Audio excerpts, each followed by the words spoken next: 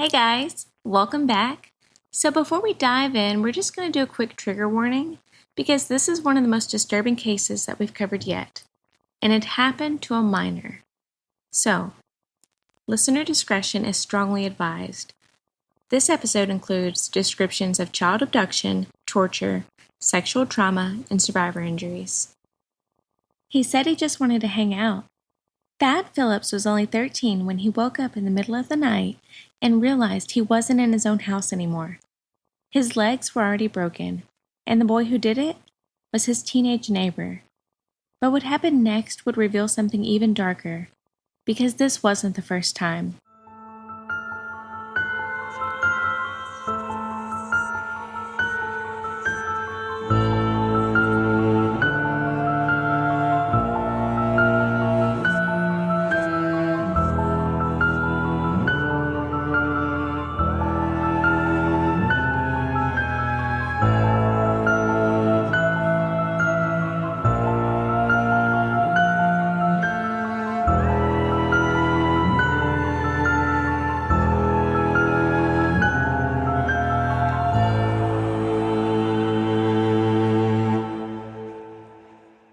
Welcome back to Glow in the Dark. Tonight, we're opening a dark file. These are episodes that are too brutal, too strange, or too forgotten to tell the usual way. And in some cases, they're listener requests, stories sent in by you that we just couldn't leave buried. Just like this one. Let's start a year before Thad's abduction, with a different boy and a river. On July 10th, 1994, two jet skiers were out on the Wisconsin River near Baraboo. They found the body of a 13-year-old Chris Steiner floating in the water. Chris had vanished on July 4th. By the time the authorities recovered his body, decomposition had already set in. The autopsy done by Dr. Robert Huntington ruled the probable cause of death as drowning. No x-rays were taken. No foul play was suspected. He noted the body had likely been in the water for 2 days, probably longer. And that was it. Another tragic summer accident. And no one knew what they'd missed. Not yet. Because a year later, another boy would go missing. And return. July 28, 1995. 13-year-old Thad Phillips is falling asleep on the couch beside his 5-year-old sister. It's a warm summer night in Baraboo, Wisconsin. Their parents had gone to bed, the TV was on, the house was quiet. And sometime after midnight, Thad was taken. Around 4 a.m., his father Donald walked into the living room. His daughter was there, but Thad was gone. And his shoes were still sitting by the couch. That's what haunted me, Donald said. Because wherever he went, he left barefoot. What the Phillips family didn't know was that Joe Clark, a 17-year-old from their neighborhood, had entered the home. He simply walked in. The door had been left unlocked. Clark slipped through the living room and found Thad asleep next to his sister. And in a bizarre act of calculated calm, he gently lifted Thad off the couch. He assisted him, in his own words. He led Thad out of the house, barefoot and down the street, to his own bedroom at 3 a.m., and nobody saw him. Oh yeah, you're really helpful there, Creeper Clark. Just assisting people out of their house and into your bedroom around 3 a.m.? What a creep. Ugh, I already hate you. Thad was disoriented. He thought maybe someone was helping him to bed. A dream, maybe. But when he realized he was in Clark's bedroom, something clicked. He asked what was going on, and Clark said, "I just wanted to hang out." Thad didn't scream. He was scared. He later said, "I didn't want to make him mad." So he stayed calm. But eventually, probably around 3:30 to 4 a.m., he said, "I want to go home." And that's when the nightmare began.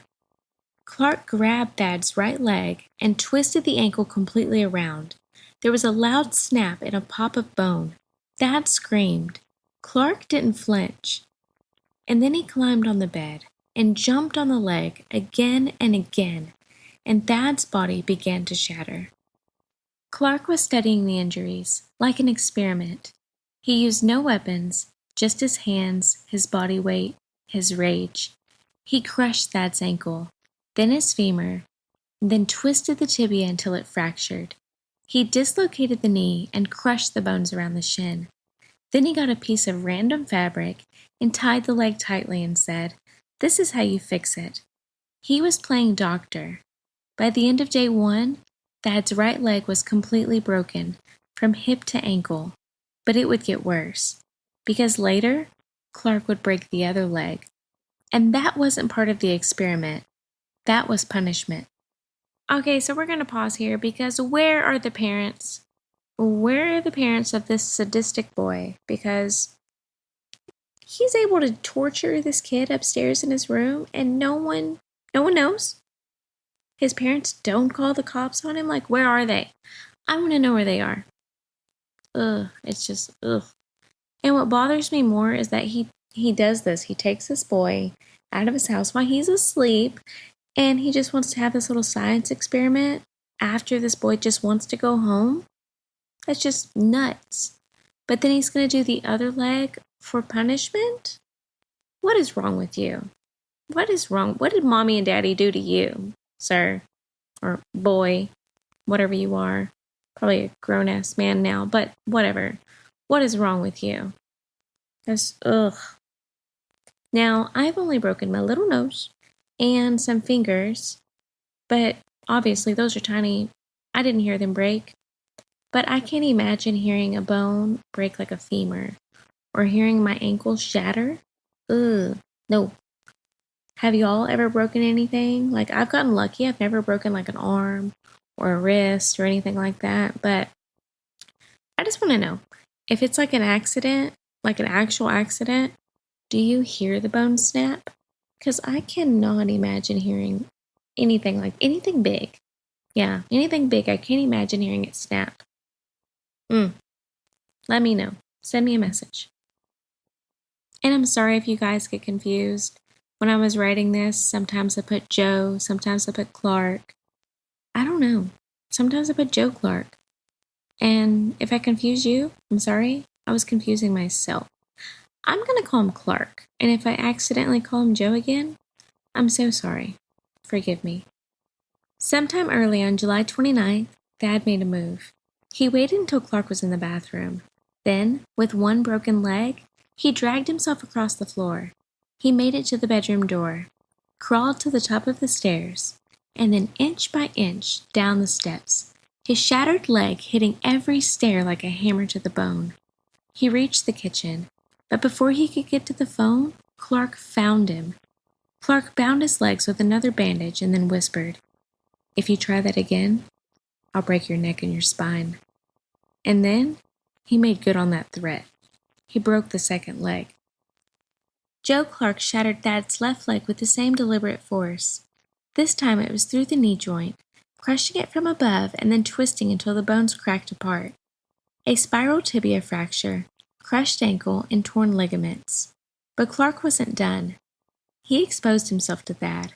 He masturbated in front of him, even using a pillow to muffle sounds. More than just torture, it included psychosexual components. He told him he was fascinated by how the bones would break. Terrified and in agony, Thad later told investigators that he refused to eat, not because Clark hadn't offered food, but because he thought it might be poisoned.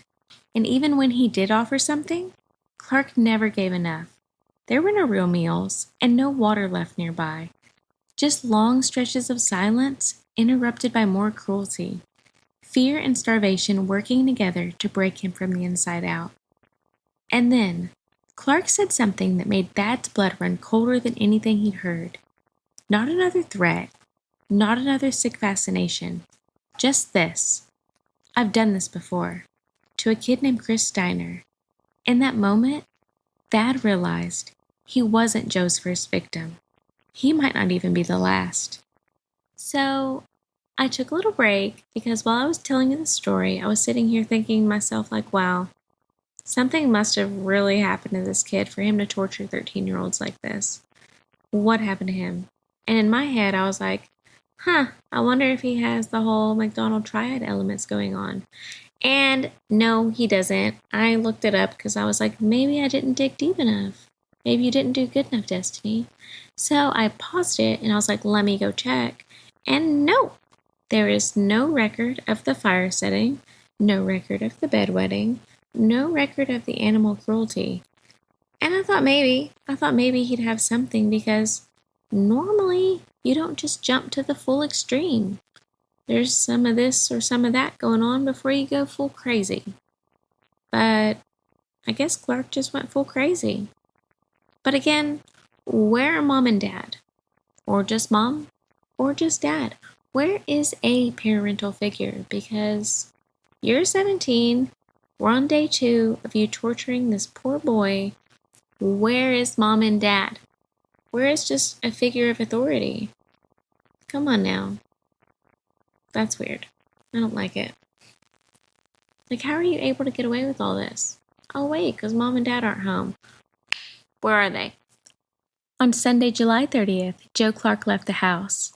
But before he did, he picked Thad up and carried him into a closet upstairs. Now, keep in mind, both of his legs are shattered now, from hip to ankle.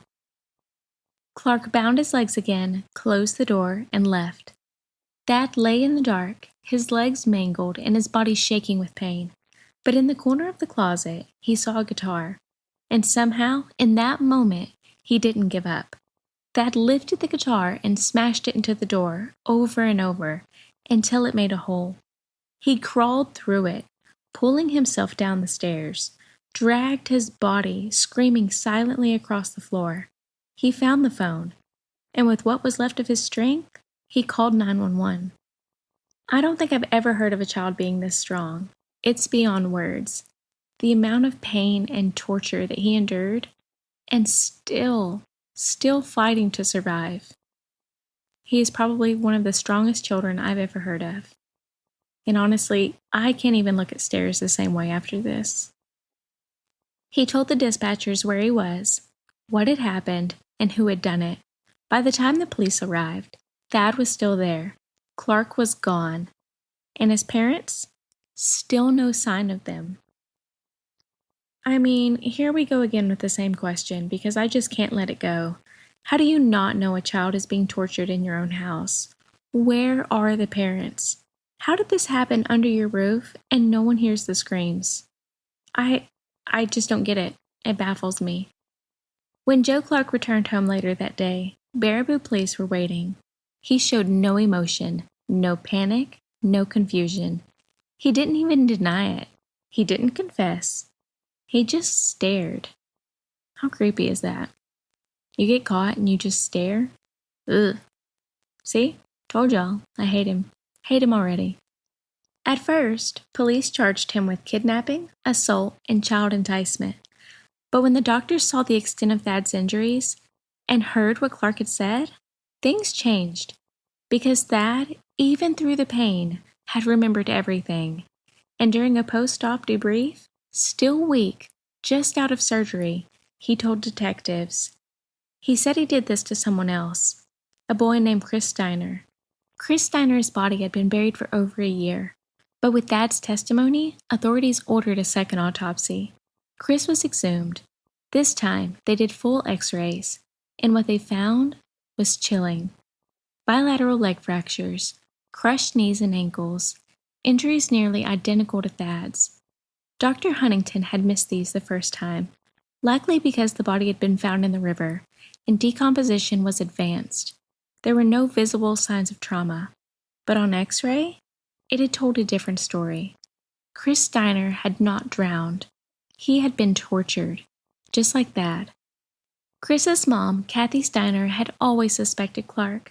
She said, "He was the last one to talk to Chris that night. He asked him to go somewhere with him, and he knew my other son wouldn't be home." She had told investigators from day one that Joe Clark might have been involved, but no one believed her. Can you imagine saying those words and knowing you were right and still being ignored? I can only imagine the pain and the anger that she endured. And then a year later, finally being heard. It took another child's shattered body for the system to listen. When investigators searched Joe Clark's bedroom, they found what looked like a twisted museum of his obsessions. Evidence included a 48 by 40-inch plywood board covered in disturbing symbols, some described as satanic. a leg brace and a body brace, several VHS horror films, including one titled Witchcraft, a film canister possibly containing marijuana seeds, and sketches of local homes, drawn as if he had memorized their layouts. But worst of all, they found 3 handwritten lists titled Get to Now, Can Wait, Leg Thing. Each list had names of boys in the area. Thad had recognized some of them. These weren't random attacks. He was stalking these kids. One of the items that police recovered was the broken guitar that Thad had used to smash his way out of the closet. Honestly, I'm the last one to say anything about the horror movies. The amount of movies, books, audiobooks, oddity walls, you name it, I got some weird stuff. But what I can't get over is the sketches of the inside of the local homes. How was he able to do that, like memorize their layouts? How many did he actually go into? That's what I want to know. Because this is clearly a community that was just okay with having their doors unlocked, which is just baffling. That's just baffling because I'm an avid door locker. I don't know about you, but I lock my car, I lock every door in my house. I can't go to sleep unless I know the doors are locked. So how many did he really go into that he was able to have drawings so he could memorize the layouts? That's just creepy. Beyond creepy, really. Clark's parents were never charged, but it raised massive questions in the community. Where were they? How could this happen in their house for 2 full days without them knowing? Neighbors said they were quiet and kept to themselves. Some theorized they worked late or had been away that weekend, but nothing was confirmed. In my opinion, this is where the legal system fails. Someone should have been watching. Someone should have heard the screams. How do you not notice a child's legs being shattered in your own home? Because in most cases, monsters aren't born, they're made. And you help make them. And even more disturbing, Joe Clark showed no remorse. In his interviews with police, he'd claimed to have blacked out during the days that Thad was held captive. He said he couldn't remember anything. But when asked how Thad got into the house, he said, I walked into their home, the door was unlocked. I found him asleep on the couch, and I brought him to my house. Just like that. The charges against Joe Clark escalated quickly, and because of the brutality and the pattern, the court ruled he would be tried as an adult. Judge Virginia Wolf made the decision after only 2 days of hearings. Joe Clark was charged with attempted first-degree intentional homicide, kidnapping, burglary, mayhem, child enticement, causing great bodily harm, causing mental harm to a child. He pled not guilty by reason of mental disease or defect. But psychologists testified that he was legally sane. The jury didn't buy his plea. He was convicted on all counts. Clark was sentenced to 100 years in prison, no chance of parole. The phrase life ruined doesn't even begin to cover it. At least this time, the system worked. Thad Phillips survived not by force, but by strategy. He analyzed Clark's behavior. He watched for windows of escape. He stayed calm when most would have passed out. Psychologists say this kind of reaction is rare in child trauma cases. Most disassociate, but Thad adapted. He remembered every detail, including the name Chris Steiner. And that memory, that focus, led directly to the reopening of a murder case. He was so calm and brave, said Dr. Michael Plute. He never forgot a detail. That's what saved him. That's what gave Chris's family justice. Not only did he survive, he avenged someone. There's a unique kind of pain that comes from surviving the impossible. Doctors said they were unsure if Thad's legs could be saved. The injuries were similar to those in a high-speed car accident. The breaks were that extensive. But the surgeons worked tirelessly, placing rods, pins, and metal supports. And somehow, they saved them. Still, Thad would face multiple surgeries, months of rehab, and a lifetime of trauma. He later said the memories weren't just mental, they lived in his body. Body memory is real. Psychologists describe it as the way that the nervous system encodes trauma. Even years later, Thad could feel ghost pains in his legs. The injuries, the sounds of the brakes, the vibration of the stairs under his shattered bones. And yet, he speaks. He tells his story. That's not just bravery. That's defiance. Tonight, light a candle for the boy who didn't make it out. For Chris Steiner, whose mother was right from the beginning. For the names of those on the list, the ones that Joe never got to. And for Thad Phillips, who crawled shattered and alone into the light. Resilience isn't just survival. It's voice, it's memory, it's justice. And Thad's voice made that possible. He didn't just survive. He stopped a serial predator in the making. You've just closed a dark file, but his voice still echoes, and so do the ones that we never got to hear. Stay radiant, even in the dark.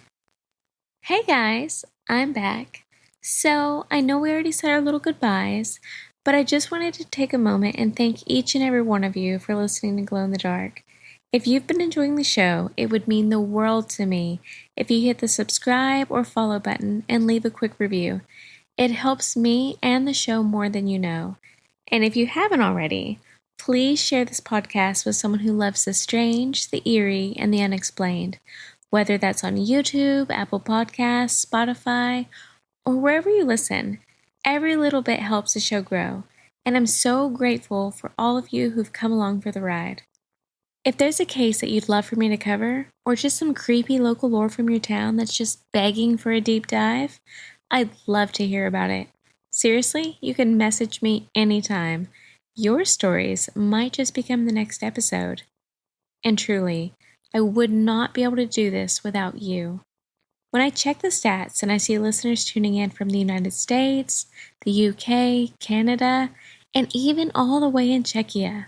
Yeah, I probably said that wrong, so forgive me. I am so sorry. But truly, it leaves me speechless. I never imagined that my little eerie glam corner would reach so many corners of the world. Thank you, for real. You have no idea what it means to me. Every listen, every share, every message means more than I could ever say. Wherever you are in the world, from my mic to your shadows, thank you. I'll see you in the next one.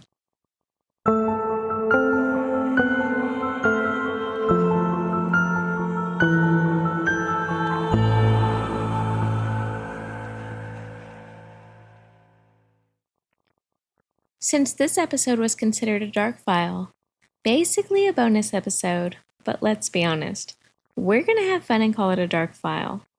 Don't forget to tune in this Thursday for our normal weekly episode. A girl disappears, and 6 weeks later, her body is found on a cliff that locals call the Devil's Teeth. And what they find around her sparks whispers of witches, sacrifice, and something darker than anyone is ready to admit. Was it satanic ritual? Or just the perfect place to bury a secret?